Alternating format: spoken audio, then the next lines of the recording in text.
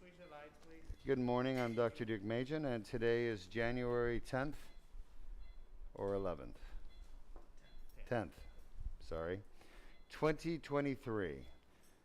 We are broadcasting spine surgery from the Deuk Spine Institute live and uninterrupted for your viewing pleasure.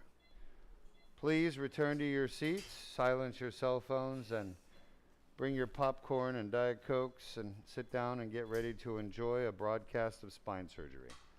Now, this patient has back pain, and the pain goes from the back into his legs. So he's got leg symptoms from pinched nerves or irritated nerves, and he's got a herniated disc at L3-4 on both sides.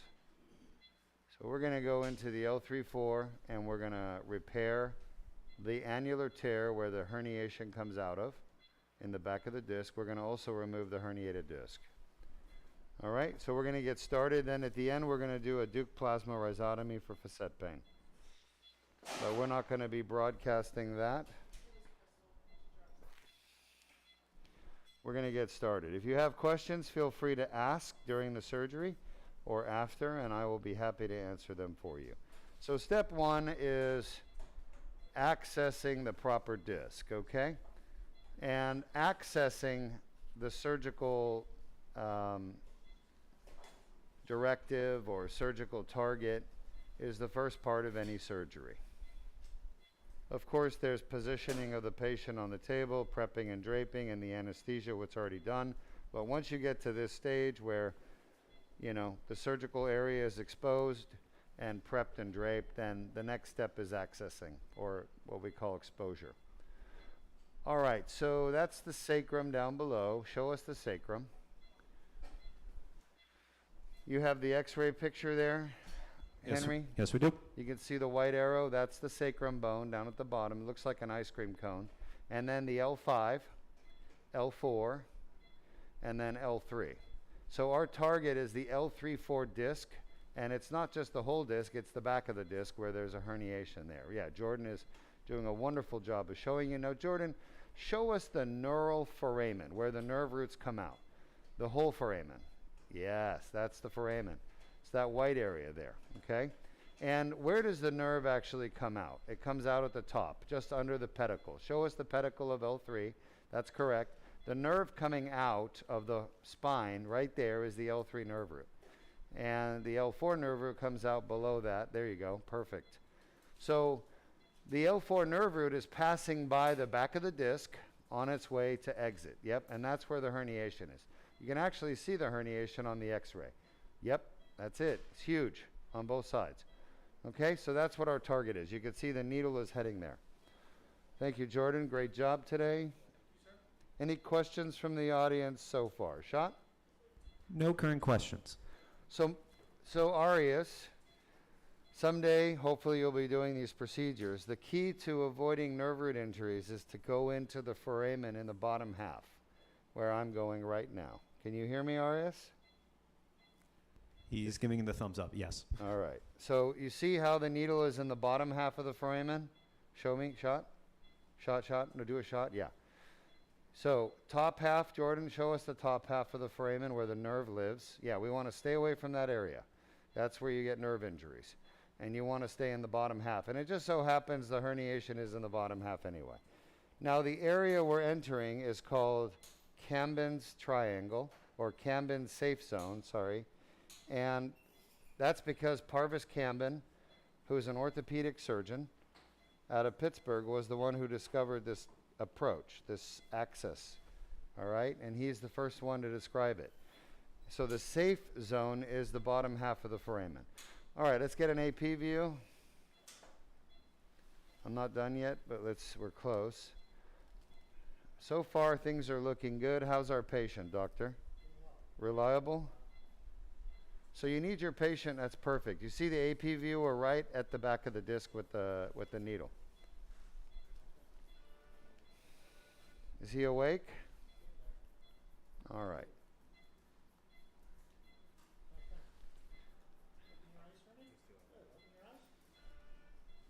You okay? So this part of the surgery you want the patient awake for, and the reason is simple. if I get too close to that nerve root. And like I said, it's not just that the nerve's in the top half of that foramen, but the nerve is also, you need to look at the AP view to make sure you're not too lateral, because you could hit the nerve laterally as well. Shot? All right, so I'm a little lower than I want to be. And by the way, these needles can be directed because they have a bevel on the tip. And what that means is they actually can, the bevel will force the needle into a one direction. If you look at the pink thing right here, you guys see this, Henry?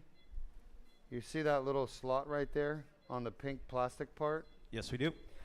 That tells you which direction the needle is going. As it enters, it goes away from this pink slot. It goes that way, away, the opposite. So if you want the needle tip to go more medial this way, you have to turn the slot that way so it'll aim the needle tip more medial. If you want the needle tip to go inferior that way, then you turn the slot that way and the needle goes that way as you push it in, of course. And you can go any direction you want, and that's why I'm always twisting the needle. Sean? If you watch my hand as I'm going in, I'm feeling with the needle and I'm twisting to redirect the tip. So I'm too low there. I want to go further north. And what I'm feeling for right here is the facet. I want to feel that bone. Shot? When I feel the facet, that tells me that I'm in the right spot, and then I go around the facet. Okay, you see how I changed the direction of the needle there? All right. Shot? So both needles are very close to where we need them to be. Is he awake? AP? So before I go any further and get closer to where the nerve could be, and I'm not talking about the L3 nerve, I'm talking about the L4 nerve at this point. Because, huh? Yeah, no problem. That looks really good. That looks really good. All right. Everyone agree we're at L3-4, Luis? Yes, sir. You agree we're at 3-4? Yes, sir. So this particular patient, folks, has back pain coming from the L3-4 herniation, and he has leg pain coming from a pinched nerve right here at L3-4 in the lateral recess on both sides. So we're going to fix the L3-4 back pain from the disc and the leg symptoms by doing the Deuk laser disc repair here. We're also going to do Deuk plasma rhizotomy for facet pain on the right side at L4-5, L5-S1, because he's having facet pain over here. So we're treating disc pain and facet pain. All right, Dr. Berndes, are we ready? I'm waiting for my anesthesiologist. He needs to make sure the patient's awake for this part, because if I get too close to the nerve, and that would be the L4 nerve root at this point, then the patient will tell me, oh, I'm having pain in my leg. And I need him to be able to tell me that, because if he can't tell me that, then I could end up damaging the nerve and not knowing it. So it's very important that the patient's awake for this particular part. Now, I'm just going to show you what I'm talking about. He's got the L3-4 disc right here. Okay? L3-4 disc. Remember, the disc is the cushion between the bones. This would be the L3 bone. And then below that would be the L4 bone. And this is the L3-4 disc. He's got a tear on the left side and a tear on the right side, and the jelly is squeezing out through the tear, and it's hitting the nerves, okay? The nerves actually come down and then exit through the holes I showed you. And because the L4, this is the L4 nerve root, that nerve is passing right behind the herniation at L3-4. Killing me. Don't move. All right. So we're going to test this disc and see if it's causing back pain. No. You don't want to tell the patient we're testing the disc. No, I'm not ready. I'm not in yet. Yeah. Yeah, I got to finish placing, but then we're going to test the disc. Yeah, that's all right.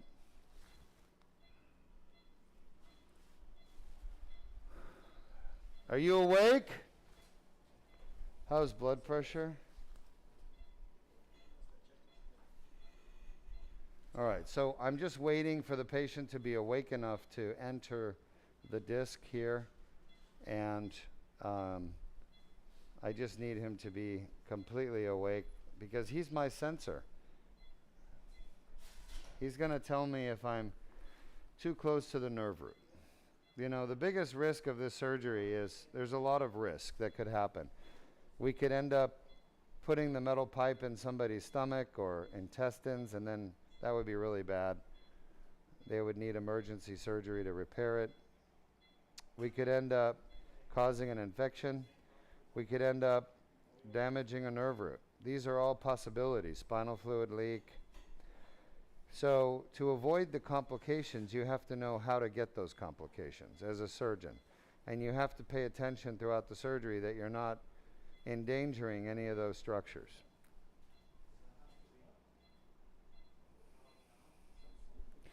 So for this particular surgery in the lower back, our patients are awake just for the beginning to make sure we're not too close to that nerve root. And that's my only way to know for sure. Open your eyes. Yeah, perfect. Can you open your eyes? Good. Okay, Dr. Deuk has some questions. I need you to lay still, okay? He's opening his eyes now. Can you lay still for me? I'm going to place the first needle. Are you okay? Shot.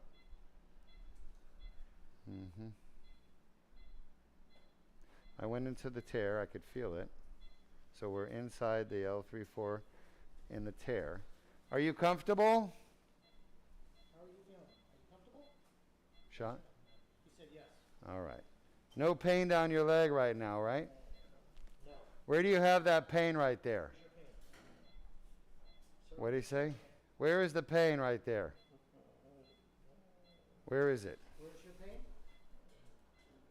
In your back or your leg? What's that?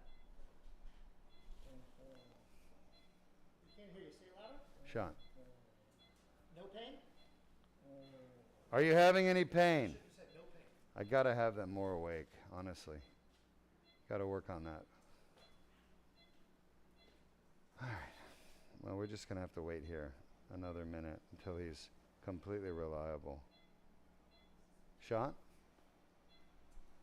Yeah, you got to learn the balance of just sleepy while I numb them up, and then they got to be reliable at this point.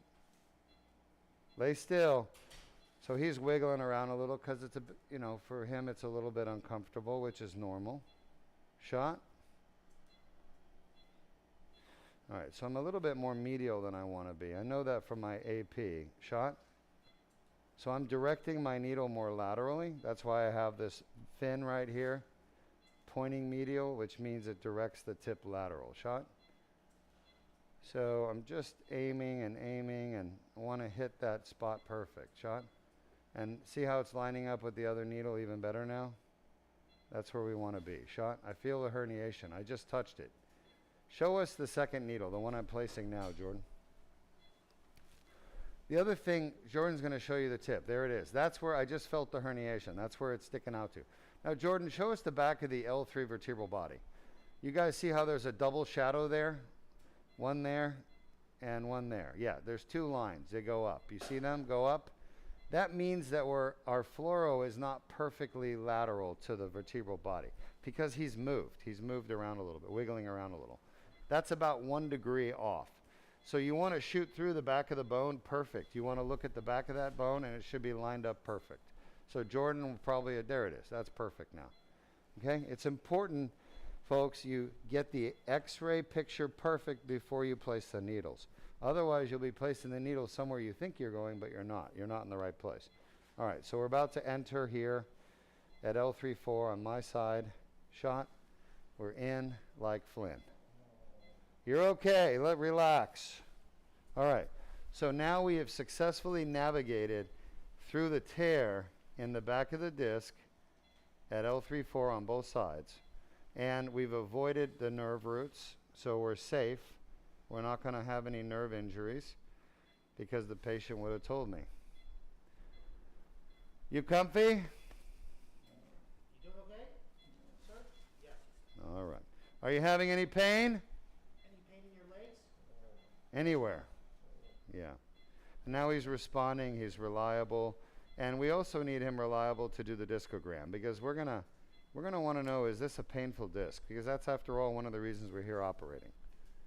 You okay? Doing okay? So I don't tell the patients when I'm going to inject. I don't want them to know. See that? How bad is that on a scale of 1 to 10? 10? 0 to 10. 10. All right, that's a 10 out of 10. Is that where you get your back pain? Yeah. He said yeah. So that was a 10 over 10 pain, guys. That is perfect. That is what we want, and it's concordant. What does all that mean, Guidewire? So this is important. Where does back pain come from? 99% of doctors will tell you they don't know where back pain comes from. But we just found where his back pain comes from. It's the disc, and it's specifically, Deuk Spine Institute discovered it's a tear in the back of the disc. Also, notice over here how the blue dye is coming out of this needle. We didn't inject it in this one. We injected on this side, but it goes across the disc and out through this one. Pretty cool, huh? All right, now, this patient doesn't have blue blood. He bleeds just like the rest of us, but this is a bloodless surgery. All right, so that's another advantage of this procedure, is it's bloodless. We've already numbed up the skin, and we're ready to make our 7mm quarter-inch incision. The whole surgery, folks, is done with this tiny incision. That's it. And there's no internal damage to his body. All the other types of spine surgery being done today, will do damage to the body. That's why patients have to stay in the hospital. That's why patients have to take powerful opioid painkillers after their surgery, because the surgeon is jacking them up with the surgery. He's messing up their bodies. So this surgery is so painless afterwards because we're not damaging anything. Okay? The patients, they don't need painkillers. They take Tylenol for one night and maybe a muscle relaxer, one pill, and they're done. The next day, they're done taking pain meds. And they're up walking and going back to work. So rather than having open back surgery, fusions like this patient would have to have, he's having the laser surgery instead. Just relax, you're doing great. All right, Berndes. Everything's fine. You're doing great, just relax. I need you to count from 1 to 100 out loud. Can you count from 1 to 100? All right, so he's going to sleep right now. We're putting him to sleep. And once he's asleep, we'll proceed. So the part of the surgery with the patient awake is over. I don't need the patient awake anymore. You can see on the x-ray that I'm at the L3-4 disc, so we're at the proper level. One of the biggest things in spine surgery is surgeons make mistakes all the time and they operate on the wrong level because they don't count properly. It's very important, if you're going to do spine surgery in the lower back, you have to see the sacrum. The sacrum, or S1, is the most important landmark. It's the only reliable landmark. All right, we're now entering the tear where the herniation came out of. Shot? You're going to see the tear in just a moment. I'm going to show it to you. So I want you to pay attention. We're not removing any lamina. There's no laminectomy being done. There's no foraminotomy, no facetectomy, no ligaments or muscles being taken off the spine. We're literally spreading them gently. Now we're inside the tear. I'm going to go in a little further, shot, with the dilator. You could see the dilator is in the middle of the disc. And now we're going to bring our final piece. The whole surgery is done through this beautiful little metal straw. This is endoscopic surgery, folks. This is the least invasive spine surgery in the world. There's virtually no bleeding. This is it, right? A few drops of blood. In spine surgery, we measure blood loss in milliliters, which a milliliter is 20 drops of blood. 1 milliliter, and most surgeons lose hundreds and hundreds of milliliters in a surgery. We're going to lose drops. So not even in the same zip code as most spine surgeries, okay? So this is bloodless surgery.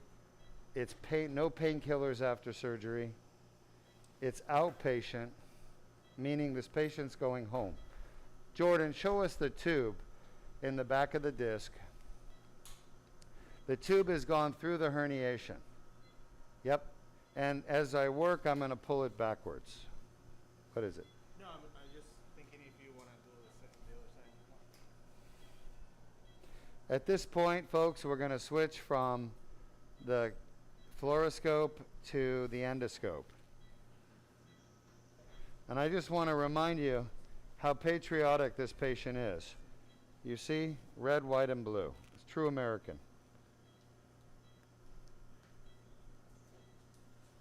And if you're French, I guess it would be, what is it?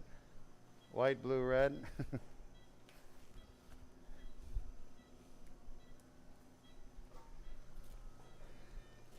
Any questions from the audience? No current questions. Let's show the audience, why do patients with a herniated disc get back pain? Why is back pain, how is it caused by a herniated disc? Blue towel.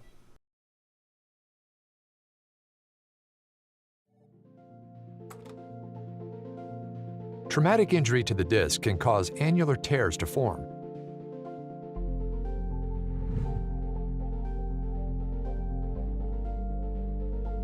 Pressure on the disc causes herniation of the nucleus pulpus through the annular tear. Inflammatory tissues develop within the annular tear, causing back pain.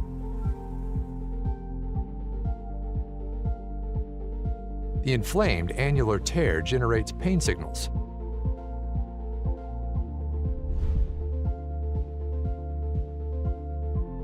Additional injuries can cause symptoms to worsen.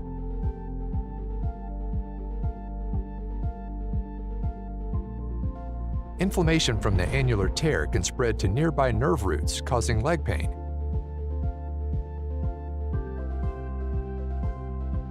Signals travel up nerves to the brain, causing localized back pain.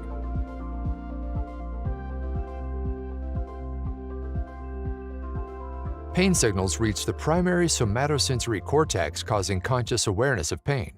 If you have a herniated or bulging disc and back pain, submit your MRI for a free review at www.mri.deukspine.com. Okay, welcome back, and we're getting ready to start with the laser. The laser is that fiber you're looking at right in front of you.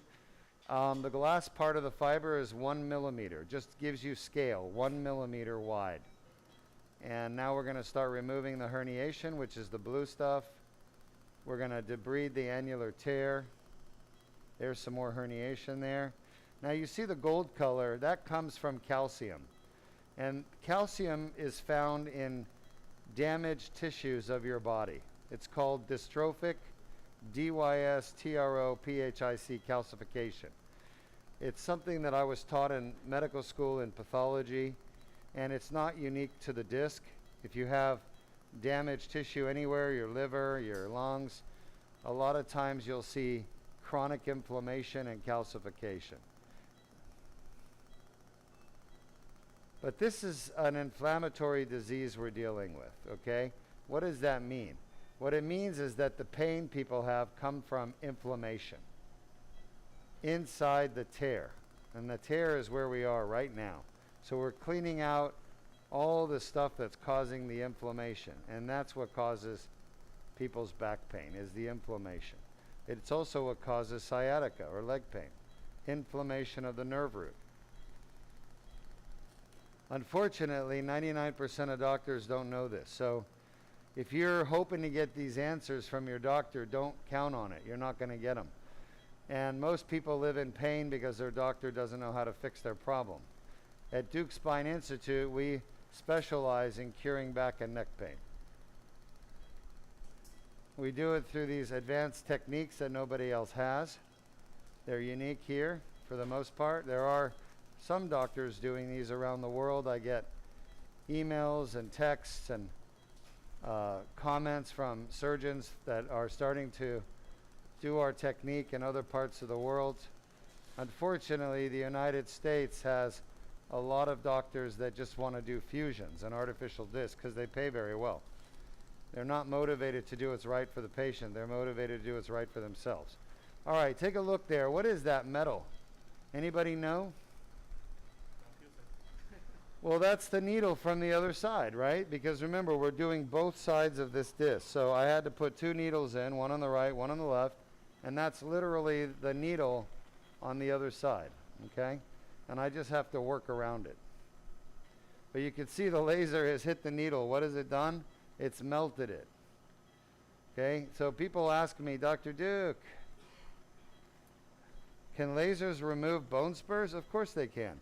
They can melt steel. You can remove bone spurs. Steel is harder than a bone spur. So can a laser be used to remove bone spurs that are necessary to remove? Absolutely. Does that mean we're going to remove all the bone spurs? No. Why? Because most bone spurs don't need to be removed.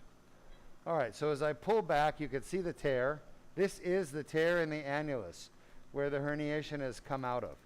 And you can see parts of the herniation, the blue stuff, still in the tear. And I have to try to remove that so that this will heal. It's amazing that this patient, how old is our patient? 81 years old. 83, somebody said? He's 83. I apologize. He's 83 years old. 83-year-old man getting this back surgery done. Why? Because he wants quality of life. That's what we do here at Deuk Spine. We give people back their quality of life. How do we do it? By fixing the source of their back and leg pain. Why can't other doctors do it? Well, they don't have the training, they don't have the equipment, and they don't have the technology to do it. Unfortunately, even the most advanced spine centers like the Cleveland Clinic and the Mayo Clinic, they're literally 30 years behind this technology. The only people close are in places like Korea, South Korea, and possibly in Phoenix, Arizona. There's one location where I was trained, but not with the laser. The laser is unique to Deuk Spine.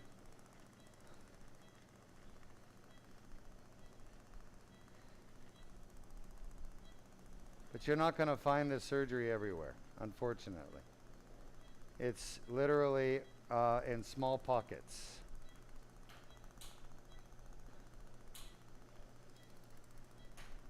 You're going to have to travel to Florida to Deuk Spine Institute. Any questions from our audience? These are all pieces of herniation, by the way, coming out. No current questions. Very good. Let's go ahead and run our video, Henry, on how this Deuk laser disc repair does its job, how it works. Disc herniations are a common cause of chronic back pain.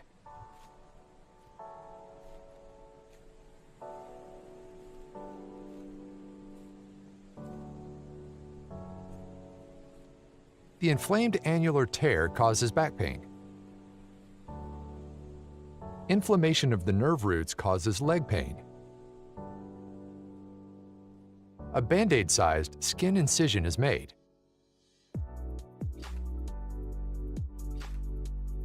A small tube is inserted without damaging the bone or soft tissues.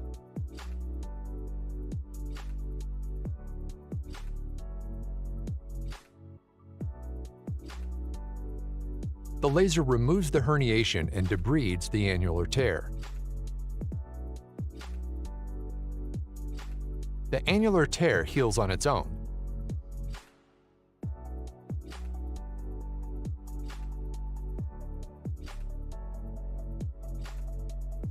If you have a herniated or bulging disc and back pain, submit your MRI for a free review at www.mri.deukspine.com.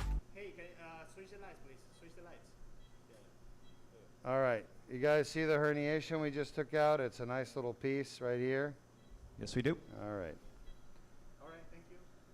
So welcome back. I was just finding out from Luis what business he works at on the weekend. Huh? A stripper? You strip floors? So some people ask me, Dr. Deuk, doesn't that laser get super hot and melt and burn? Here's the thing, guys. Out there on the internet is a lot of false information. Laser surgery that you're watching right now is so revolutionary and earth-shattering that all the other spine surgeons out there are very, very scared because they don't know how to do it and they don't have the resources to buy all the equipment and train the staff and learn how to do it. So they're out there bad-mouthing laser surgery, okay? Even though they've never done it themselves. And the only thing they're saying is, oh, lasers, you get hot and so it can burn you. They're lying. You can't burn something that's underwater. And not only that, but this is cold water. So we keep everything nice and cool, okay? I had a funny comment the other day on one of my YouTube videos where I was complaining about the irrigation not being cold. And somebody made a comment, that's right, Dr. Deuk, you let them know what you want. So long story short, what I'm getting at is that the details here of the surgery there's a lot of details that go on in this surgery that I talk about some of them when I can, but there's things that also pop up when there's a problem and then we realize the details aren't right. For example, if the irrigation isn't cold, okay? It's very important because the laser will get hot and it literally can burn tissue if you don't have it submerged in cool liquid, okay? But the same thing happens with drills, right? Everyone's used a drill before and you know, you're drilling a piece of wood. If you just keep drilling it, it could start a fire because of the frictional forces create heat energy. You see people drilling metal all the time. They use oil as a lubricant, right? And the drill bit is constantly bathed in oil. Well, the same thing with a laser. It's no different. We have to, oh, there's a piece of herniation right there. Just came out of the annular tear. Okay, what we talk about all the time. The annular tear is where the herniation comes out. And this is a big piece of herniation that was literally stuck in the annular tear and just released it with the laser. Still another piece there. I'd say just about 2 more minutes on this disc on this side, and then we're going to switch sides. I'm going to come over there to do that side, Luis. Very nice. You can see the inside of the disc right there. Any questions from our audience? No current questions. Is our audience aware that they can ask questions? Yes, they can. Of course. All right. Well, if you're not going to ask questions, I'll just keep talking. For those of you who'd like apps, Deuk Spine Institute has its own app. It's on the iPhone and the Android. You can download it for free. There's no charge. Yeah, he's feeling that. Doctor. So I'm going to wait a minute. Let me have a grabber. I'm going to see if I can grab out a piece of herniation while we're waiting. This is the back of the herniation, by the way, right where it interacts with the neural foramen, where the nerves are. As a matter of fact, what we'll do is we'll try to look and see if we can see one of the nerve roots. So I'm going to turn the tube and scope and look north. North means to the left. There's some more herniation right there. Lots of pieces of herniation coming out. By the way, did you notice that, how the herniation just danced itself out? That's because this laser is very special. Not only does it provide thermal, or not thermal, but delivery of energy like electromagnetic radiation right to the tissue, but it also jiggles the water. So we have a chemical effect, and we have a pressure effect, which is a pulse wave that the laser creates. It's called cavitation. cavitation. It basically generates a massive sound wave underwater. We have a question. Sure. If there were dolphins swimming around in here or whales, this sound wave would be communicating to them. That's how powerful it is. But what it does is it creates a shaking or a mechanical agitation. And it really helps with the surgery to get the loose pieces of herniation out. Sure, I'll take the question. First question comes from Food is Life and Love on YouTube. Hello there, and welcome. Thanks for joining us. And they ask, what would be the reaction by the patient as you are close to the root? I think that was from earlier. So if I'm too close to the nerve root, the patient will say, ow, I have pain shooting down my leg.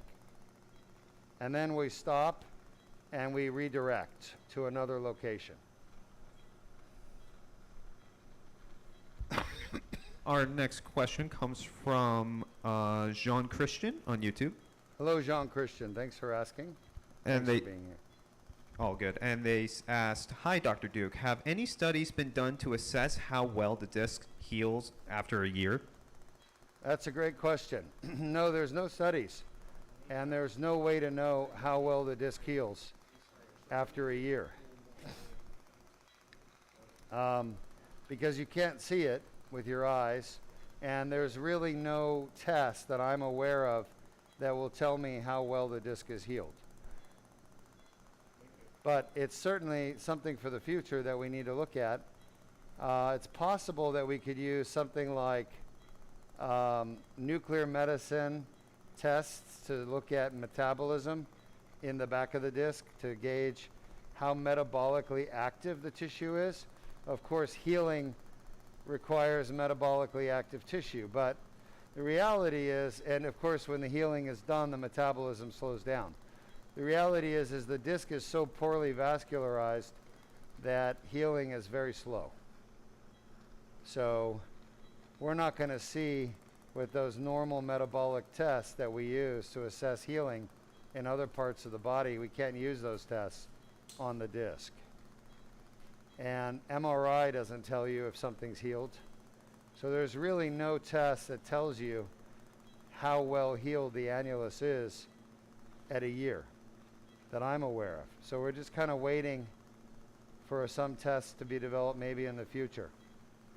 You could, of course, put a scope in there and look, but then you'd be subjecting the patient to an invasive procedure just to assess the healing status, which is, in my mind, it's a very bad idea.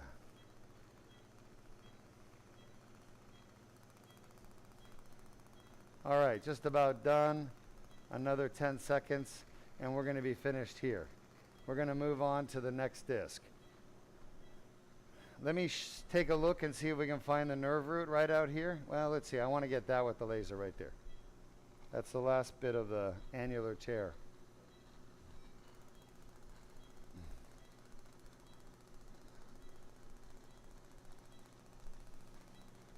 Great question.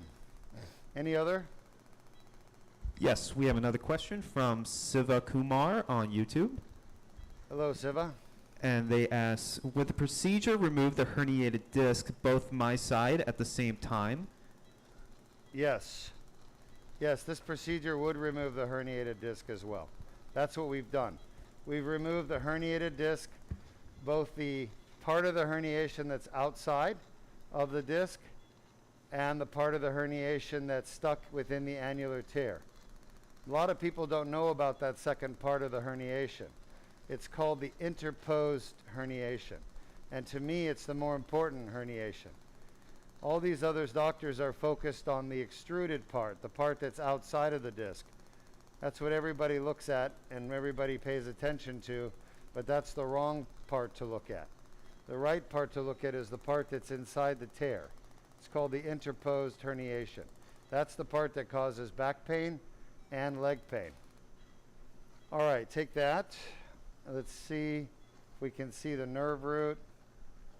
It's right in that fat there, in that fascia. You see on the left, just to the left, but you can't distinctly see it, which is good.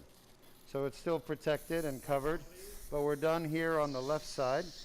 at L3-4. We're going to move over to the right side next. Okay? Can you see here, Henry? Yes, sir. Okay. So far, we use this 7mm Band-Aid incision to do this Deuk laser disc repair on the disc at L3-4. I'm irrigating out some antiseptic. We use antiseptics to make sure there's no infection that occurs afterwards. We've never had an infection with this surgery, but we don't want one. And this is just irrigating.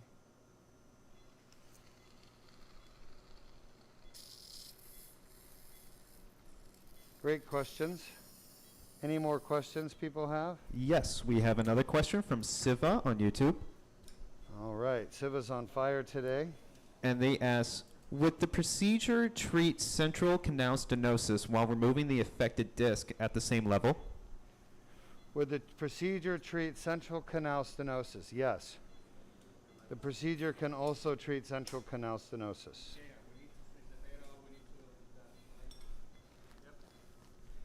As a matter of fact, it's the only procedure that can treat all stenosis of the spine. And for those of you who don't know where stenosis occurs, there are 4 places. There's central, there's lateral recess, there's foraminal, and there's extraforaminal. And this procedure can treat central, lateral recess, foraminal, and extraforaminal stenosis. I think it's fused. Huh? I think it's fused.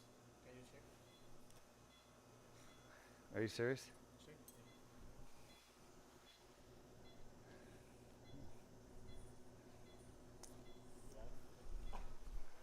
Well, I know I hit it. So what we were just talking about is when you have to be careful when you have 2 needles and a disc, because if the laser hits the metal of the second needle just right, you can actually fuse the 2 metals together, and then you can't do the procedure. And so we were just checking that. Did you raise the fluoro? No, sir. How did we need the bed to be up. The bed up a small amount, quarter inch. That's good. All right, so we're here on the right side at L3-4. Shot. I placed the guide wire. There, shot. Shot. So now I'm going to leave the guide wire and take out the needle. But you got to be careful. You can accidentally pull the guide wire out at the same time. Can you show the audience the guide wire and the needle? Can you guys see a difference?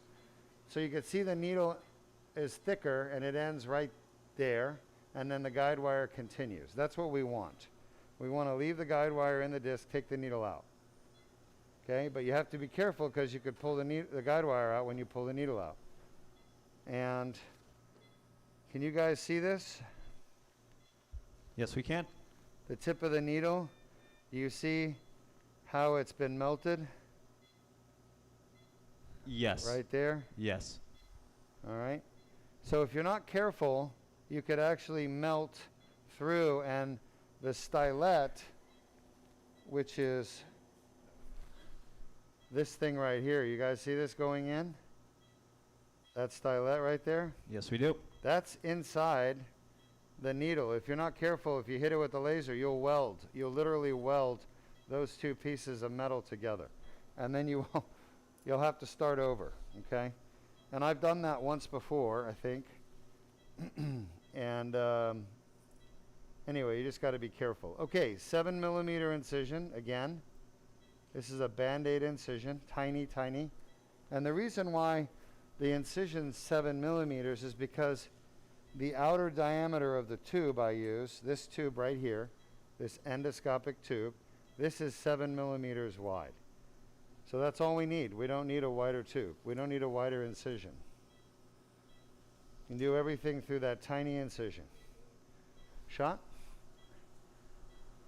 All right, you can see the tip of the dilator sliding down the guide wire. We're now in the foramen and heading towards the back of the disc where the herniated disc is. Again, this is an 83-year-old patient, okay? We don't believe in denying people medical care because of their age. Other surgeons wouldn't operate on him because he's too old. They say he's too old. He won't be able to survive their spine surgery. It's probably true.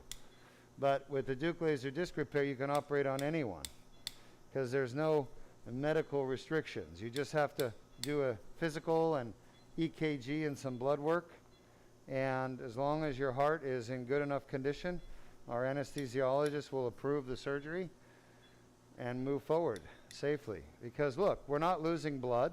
We're not doing general anesthesia. There's no intubation. So this is twilight anesthesia. So people can tolerate it very well. You can be sick with diabetes, high blood pressure, other medical conditions, and still get this minimally invasive procedure done. Safe for lung conditions too. It's safe for everyone except for Luis, because if I miss, he's not going to be able to do his weekend job. Shot? I think we're in. So again, we went through the tear in the back of the disc, so we're not doing any damage to the normal disc at all. We're literally passing through the damaged part that we're here to fix. That's the beauty of the transforaminal approach, is we go into the disc right where the bad part is. So we're not adding any new damage. Any questions from the audience? Yes, we have another question from Food is Life and Love on YouTube. And they asked, do you require post-op MRI to visualize your beautiful work post-surgery? Yes, great question. No, there's no post-op MRI done. You don't need an MRI. MRIs are ordered when you want to change the treatment plan so that you can do an assessment of what's going on and then make treatment decisions based on that. With the post-op patients, they have no pain, they have no symptoms. There's no reason to get an MRI scan. It would be a waste. And we're not looking to make the spine normal. There's no treatment in the world available that makes your spine back to how it was before you had any injuries. So that's an unrealistic expectation. And nobody promises the spine is going to look normal. So the MRI is not going to show you anything. MRIs don't show where pain comes from. That's what the doctor has to figure out. Unfortunately, that's why there's so many people in pain, because the doctors order MRIs and they think the MRI is going to show them where the pain comes from, but it doesn't. So MRIs are only useful when a patient has symptoms that are related to an abnormality on the MRI that can be seen on the MRI, which is pretty much everybody before they have surgery that has disc pain and a herniated disc. But after surgery, there's no reason to get an MRI. It doesn't improve the outcome or treatment or do anything.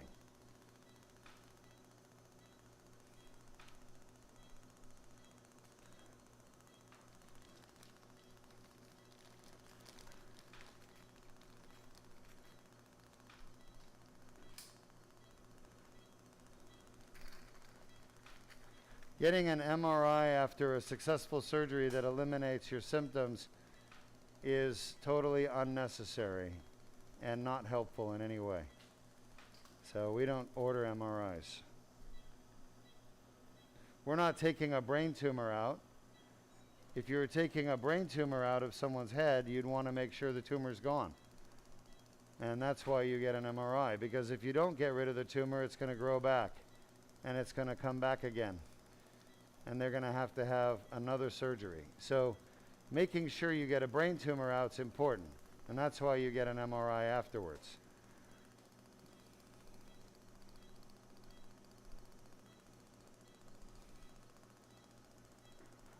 Thank God we're not taking brain tumors out here. Great questions. Any other questions? No current questions, but we do have a comment from Food is Life, and they said, thank you kindly for answering. Makes sense. Yeah, good. Yeah, food is life. You must like food. That would be like having your friends come over, eat your dinner, and they say, hey, that was amazing, I'm full. And then you say, well, let's get an MRI of your stomach to make sure you're full. Right? Well, that MRI of the stomach isn't going to tell you if they're full or not. They're going to tell you if they're full. So, same thing with fixing back pain and neck pain. The patient will tell you if you got it right. You need a PET scan to look at the satiety center. Right. See if it lights up. Right, but then you could argue, is it physiologically full or is it structurally full? And if it's structurally full, if you see an air pocket, then is it really full? Or do you consider air not being part of being full? Because people have air in their stomach. So it gets into a very complicated, weird stuff that's no point. It's just chasing ghosts. How are we doing on irrigation? You guys see all the debris coming up when I hit the herniation? The water gets cloudy. The reason it's cloudy right there is because there's all these little pieces of herniation that the laser's releasing. And that's why you can't see that well. It becomes cloudy. All right, 5 minutes, maybe 8 minutes maximum, and we'll be done here with the DLDR. Sure? Yeah, I think you should. I could tell the irrigation was getting less because I'm getting more debris obscuration. Doctor, remember that we're going to do the DPR after. Yeah. So we're going to be doing a Deuk plasma rhizotomy next on this patient. We're not going to broadcast it, not yet. But we will soon, I promise. It's just a matter of time. And you can actually see the tear right here, folks. Look at that annular tear. That's the tear in the annulus right there. And that blue stuff is the herniation stuck in the tear. This is what causes all the back pain and leg pain. It's called the interposed herniation. Most spine surgeons don't even treat this. 99% of them won't treat this because they don't know that this is the cause of back pain. I've been trying to tell them for 16 years. They just don't listen. We have another question. Sure. This comes from Jean Christian on YouTube. Uh-huh. And they asked, when you push through the annulus, does that leave an opening for some time and risk of future extrusion? Great question. And we are pushing through the annulus, but we're pushing through a tear that's already in the annulus. Okay? So we're not making a new tear in the annulus. We're going through one that's already there. The door is already open. And that's why, no, it doesn't. If anything, this procedure is doing one thing. It's cleaning the tear and allowing the tear to heal properly.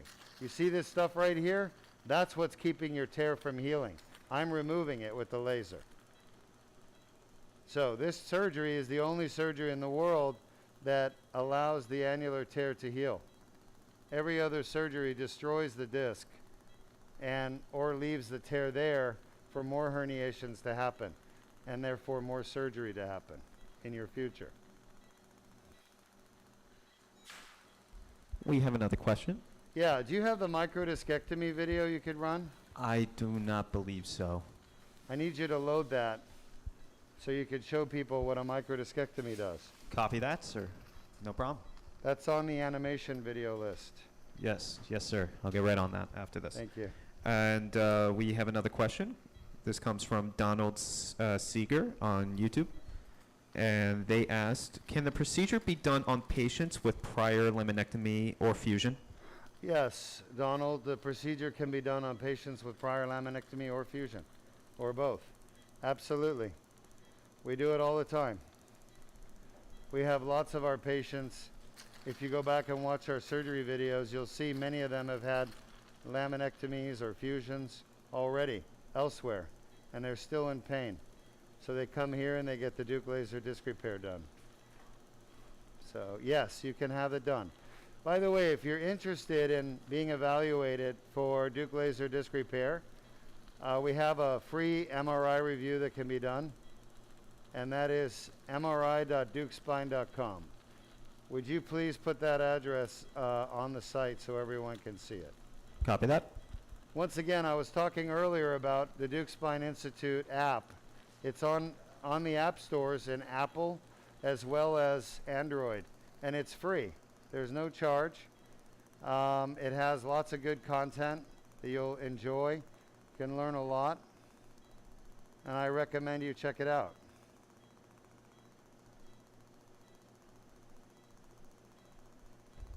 We have another question. Yes. This comes from Siva Kumar on YouTube, once more. And they asked, is there any radiation exposure from the laser disc repair?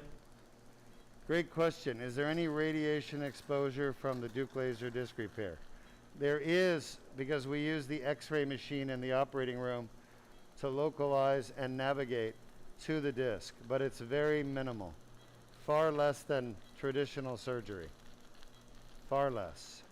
As a matter of fact, it's around, we need to look at that. Arias? Is Arias there? Yes, he is. Arias. That's another paper that we need to publish. Radiation exposure during Deuk laser disc repair versus lumbar fusion or ACDF. I forgot about that. Very important paper. Jordan, have you been keeping track of the amount of radiation? You're going to start. Okay. Yeah, because I know we've kept track of it for the fusions in the past. All right, so the amount of radiation exposure you're going to get for a fusion surgery is around 3 minutes to 5 minutes. But with the Deuk laser disc repair, it's around 5 seconds of radiation exposure. So far less.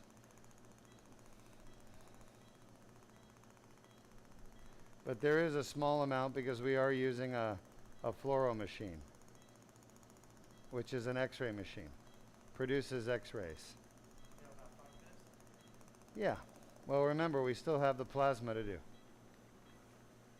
Right? You're not going anywhere, are you? Where to go? There's lots of places to go.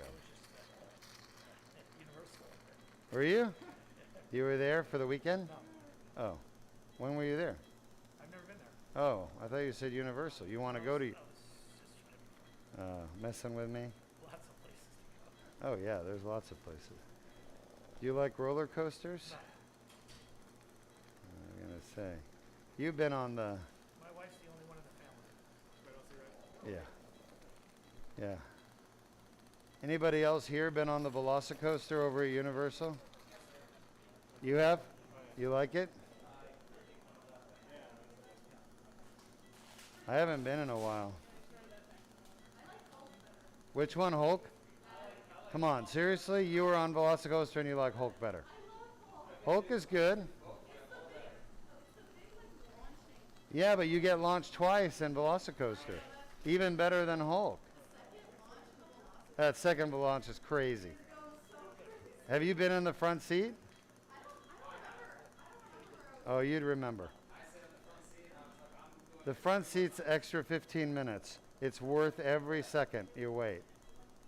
It's amazing. You got to do the front seat launch. Try that. Go back and do the front seat. I promise you. You'll never go back to the Hulk again.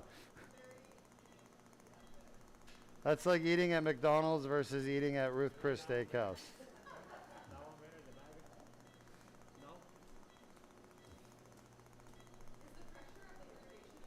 Yeah, it's fine. Irrigation's good. Right? All right, just about done here, folks. And then we're going to, we'll take any other questions you have right now. I know the next surgery today is a plasma rhizotomy. Again, we're not broadcasting.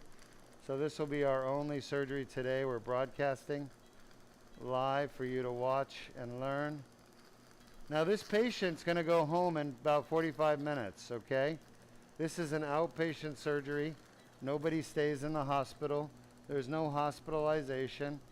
There's no painkillers. There's just Tylenol, usually for a night.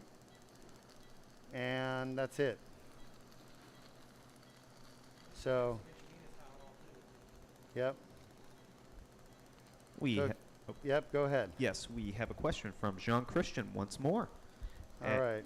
And they asked, how do 30 you, seconds. how do you know that the discs heal if no post studies were conducted? Because the patients don't get reherniations, and they end up out of pain, no pain. So we know the disc is healed. How do you know anything is healed with surgery?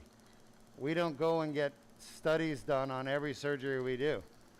Whether you're having a laminectomy or a discectomy, which are horrible procedures, by the way, or you're having a fusion, there's no way to know that the tissues have healed properly.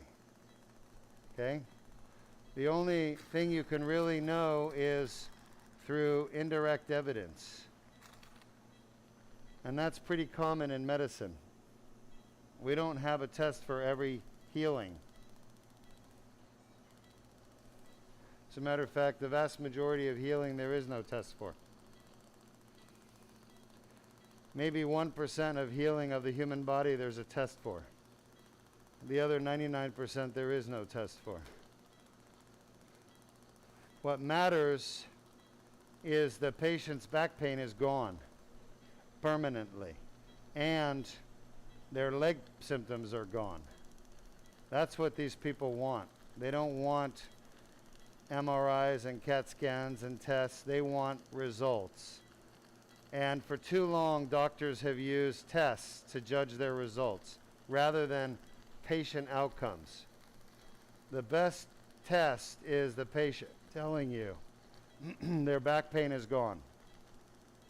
And that's what all of our patients end up with, is their back pain being gone. Okay? Now, there's other causes of back pain besides the disc. So you have to make sure the patient doesn't have a secondary or third cause of back pain, because there's 32 causes of back pain in the human body, 32 possible causes. Some people have 2 or 3 or 4, some people have 1, and the vast majority of patients have more than one cause of their back pain, right? This patient has their herniated disc at 3-4, and they have the facet joints at 4-5 and 5-1. So if I don't treat all those causes, their back pain will still be there. Part of it will still be there. So the best test is the patient telling you that their symptoms are gone. After all, back pain is a subjective thing. All right, any other questions? These are great questions. No current questions. We are done with the laser part of the surgery. Now we're going to do the plasma for the facets. So if you have any questions, this will be the time to type them up, as we're going to stop the live stream so we can do the other parts of their surgery.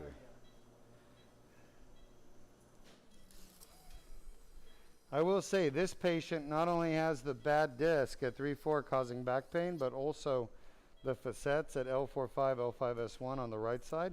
And they also have what's called a piriformis syndrome, which is a torn muscle in the buttock right here. And Dr. Patel is going to come in and do the piriformis injection to relieve the pain in their buttock.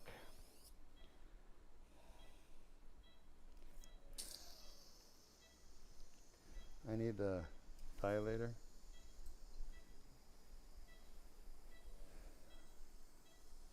All right. Any questions?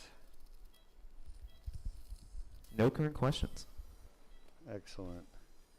Well, thank you for watching, and we're going to go ahead and, oh, let me show you the incision so you all could see how small the incision is.